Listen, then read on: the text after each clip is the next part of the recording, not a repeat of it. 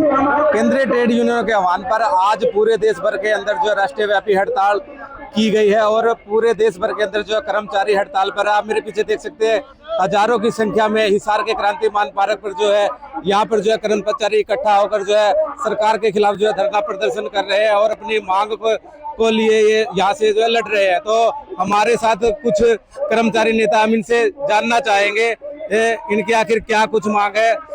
सुरेश जी, आज की जो हड़ताल की गई है वो हड़ताल किस लिए है और क्या कुछ मांग आपकी? ऐसा है, ये हड़ताल राष्ट्रव्यापी है पूरे हिंदुस्तान में। 11 ट्रेड यूनियनों में से 10 ट्रेड यूनियन जो केंद्रीय ट्रेड यूनियन है, छोटी छोटी राज्य की, जिला की सैकड़ों ट्रेड यूनियन शामिल है वैसे तो आज पूरा भारत बंद है। और जो रिपोर्टें मिल रही है वो लगभग 24 और 25 करोड़ लोग आज इस हड़ताल में हैं।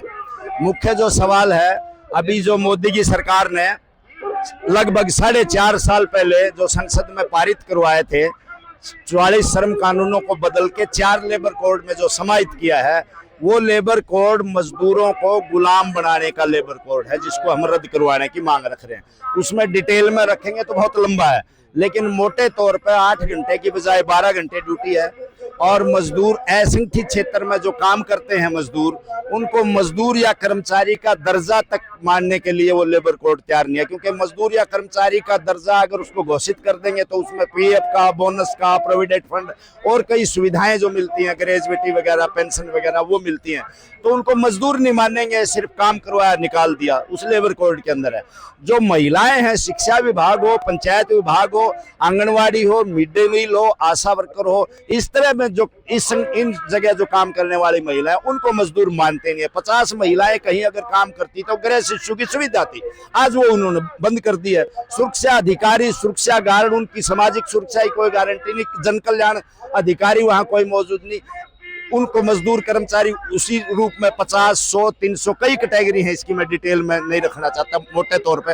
तो मुख्य जो सवाल है, इन 4 लेबर कोड को रद्द किया जाए।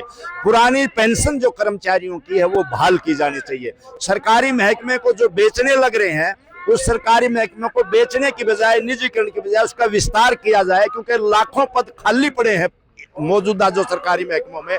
अगर उनका विस्तार कर दिया जाएगा तो और कई युवाओं को, पढ़े लिखे को रोजगार इसमें मिलेगा, नौजवानों को। ये हमारी इसके मांग है इस हड़ताल की। हमारी न्यूनतम वेतन हरियाणा के अंदर 26,000 घोषित किया जाए। अभी न्यूनतम वेतन रिवाइज नहीं किया 11 साल से हरियाणा की गवर्नमेंट ने, जबकि कानून ये कहता है कि 5 साल में होना चाहिए। 5 साल में अगर न्यूनतम वेतन रिवाइज होता तो 26,000 की जो हमारी मांग है, हो सकता है न्यूनतम वेतन उसके नजदीक पहुंच जाता है, लेकिन बीजेपी सरकार आने के बाद न्यूनतम वेतन आज तक रिवाइज नहीं किया है। इसी प्रकार से मनरेगा का जहां तक सवाल है, मनरेगा के अंदर 200 दिन दिहाड़ी, 100 दिन का जो कानून है वो 200 दिन किया जाए। अभी भी 100 दिन का है रोजगार तो, लेकिन जो औसत आ रही है पूरे हिंदुस्तान में वो 27-28 दिन की आ रही है। एक परिवार में है वो 100 दिन, न कि एक व्यक्ति का है। एक परिवार में 6 सदस्य, तो 6 सदस्य आप देख लो, 17-17, 18-18 दिन उनको मिलते हैं, लेकिन कुल परिवार को 27-28 दिन का, बताओ उसमें कैसे गुजारा आदमी का होगा। और मोदी की सरकार कह रही है कि हम देश का विकास करें और विश्व गुरु बनने जा रहा है। 140 करोड़ की जनसंख्या, उसमें 80 करोड़ लोगों को तो कह रहे हैं हम फ्री अनाज दे रहे हैं, तो विश्व गुरु कैसे बनेगा, कैसे देश विकास करेगा। इस प्रकार से सरकारी स्कूलों का जो भट्ठा इन्होंने बिठा दिया, सरकारी हॉस्पिटल का आयुष्मान कार्ड बनाया, वो आयुष्मान कार्ड गरीब लोगों का इलाज हो जाता है, अच्छी बात है, लेकिन वो आयुष्मान कार्ड में आम जनता का जो टैक्स के द्वारा पैसा जमा होता है उस खजाने से निकलता है। वो आयुष्मान कार्ड बनाने की जरूरत नहीं है, वो प्राइवेट हॉस्पिटलों में चलता है। वो पैसा जितना करोड़ों रुपया बर्बाद किया जा रहा है, बल्कि वो सब लोगों का इलाज भी नहीं है, आयुष्मान कार्ड कहीं चलता भी नहीं है। बहुत गरीब लोग हमारे पास आते हैं शिकायत लेके, हम कह रहे हैं वो सरकारी अस्पतालों में यूज करो, उसको उनका विस्तार कर दो, मेडिकल हर जिला में मेडिकल खोल दो, पीजीआई खोल दो हर जिला में, सब लोगों का फ्री इलाज हो जाएगा। जरूरत नहीं है उस आयुष्मान कार्ड बनाने, जैसे तैसे करके बड़ी कंपनियों को, बड़े कारपोरेट घरानों को, अडानी अंबानी को, प्राइवेट लोगों को किसी न किसी रूप में जनता से लूट के टैक्स के रूप में पैसा, चाहे वो जीएसटी है चाहे दूसरे चीजों से लूटते हैं, वो सारा प्राइवेट लोगों को फायदा ये पहुंचाना चाहते हैं, जिसका हम विरोधी हड़ताल के माध्यम से कर रहे हैं।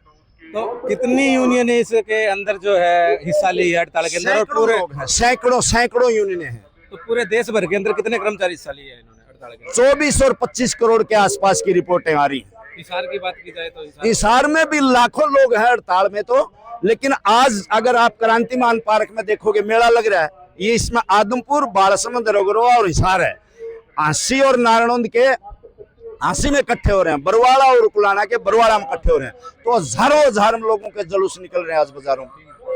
रोडवेज के अंदर इस हड़ताल का कोई असर देखने को नहीं मिला, यानी कि मिला जुला असर देखा। सुबह एक बार रोडवेज चली है, लेकिन 6 बजे के आसपास लोगों ने, वहां के ड्राइवर कंडक्टर ने, जनता ने उन बसों को रोका है। फिर एक बार पुणे प्रशासन ने चलाने की कोशिश करी है। ऐसा मिला जुला असर रोडवेज के अंदर भी है। बहुत जिले हैं पूर्णतः बंद है, हिसार में थोड़ी सी दिक्कत है।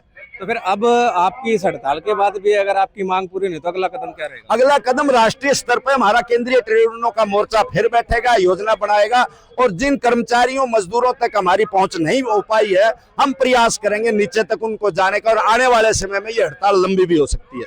हमारे साथ और भी है कर्मचारी नेता, क्या कहेंगे सर आज की हड़ताल को लेकर? ये किसान नेता, कर्मचारी, ये जो आज 9 जुलाई की जो हड़ताल है, ये एक ऐतिहासिक हड़ताल है। ये इस हड़ताल में जो संयुक्त किसान मोर्चा है, स्कीम पूरा तन बंधन के साथ मतलब इसमें शामिल है। इसमें किसान है, खेत मजदूर है, तमाम के तमाम मतलब हड़ताल में शामिल है। ये क्योंकि ट्रेड यूनियन का जो गठ है उसके आह्वान पर जो हड़ताल का आह्वान किया गया था, संयुक्त किसान मोर्चा ने इसका समर्थन किया। क्योंकि आज हमारी किसानों की मुख्य मांग है, MSP गारंटी की बात है, कर्जा मुक्ति की बात है हमारी। ये इस तरीके से हमारी अलग अलग मुद्दों को लेकर के, नकली खाद, नकली बीज, नकली दवाई की हमारी मांग है किसानों की। इस बात को लेकर के हमारी हड़ताल है। ये जहां तक आज पूरे देश के अंदर कश्मीर से कन्याकुमारी तक तमाम किसान हमारे संगठन है, 400 के लगभग संगठन किसानों के पूरे हड़ताल में जगह जगह प्रदर्शन करे। हमारा आज का आह्वान हमारा ये है। हमारे साथ और भी है, क्या कहेंगे सर आज की जो हड़ताल आपने की हुई है, कितने कर्मचारी इसके अंदर हिस्सा लिया? हिसार की बात की जाए तो हिसार में कितने कर्मचारी हिस्सा ले रहे हैं? हिसार के अंदर हजारों की संख्या में हिस्सा ले रहे हैं इस राष्ट्रव्यापी हड़ताल में। बिजली विभाग से है, सभी विभागों से ज्यादा कर्मचारी है। अपने अपने विभागों में 3 जगह में प्रोग्राम किया है, हिसार में किया है, बरवाड़ा में और आंसी, 3 जगह हमारे प्रोग्राम चल रहे हैं। सारे हजारों की तादाद में कर्मचारी हड़ताल पे है सभी विभागों में। रही बात पुरानी पेंशन बहाली के लिए कर्मचारी हड़ताल पे है। 8वां वेतन आयोग वेतन गठन करवाने के लिए और 4 लेबर कोड वो रद्द करवाने के लिए और स्थायी भर्ती के लिए, क्योंकि लाखों की तादाद में हमारे खाली पद है। स्थायी भर्ती करें, निजीकरण बंद करें, सरकार महकमों को बेचना बंद करें और स्थायी भर्ती करें। इसी के साथ हम यही कहना चाहते हैं। तो ये थे हमारे साथ कुछ कर्मचारी नेता, इनका साफ तौर से ये कहना है कि सभी विभाग इस हड़ताल के अंदर शामिल है। और हिसार की बात करें तो हिसार जिले के अंदर हजारों की संख्या के अंदर जो है कर्मचारियों ने इस हड़ताल के अंदर जो हिस्सा लिया है। और अगर सरकार इनकी मांग जल्द से जल्द पूरी नहीं करे तो आगामी आने वाले समय में फिर से जो है एक बार बड़े आंदोलन की जो है रूपरेखा तैयार की जा सकती है। पंजाब केसरी टीवी के लिए हिसार से। हमसे जुड़े रहने के लिए हमारे YouTube चैनल को सब्सक्राइब करें और नई वीडियो की नोटिफिकेशन के लिए बेल आइकॉन को दबाएं। अगर आप ये वीडियो Facebook पर देख रहे हैं तो लाइक जरूर करें और ज्यादा से ज्यादा शेयर करें। धन्यवाद।